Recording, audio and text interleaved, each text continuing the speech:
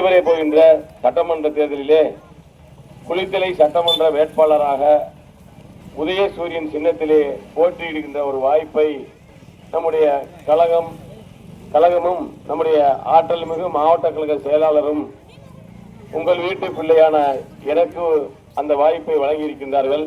சூரியனூரா நங்கோரமா அது முக்கியமே இல்லை. நான் உங்க வீட்டுக்குள்ள எப்போதும் நீங்க மேற்கால வீட்டில் இருக்கிறீங்க, நான் கிழக்கால வீட்டில் இருக்கேன். அவ்வளவுதான் நமக்குள்ள இருக்கிற வித்தியாசம்.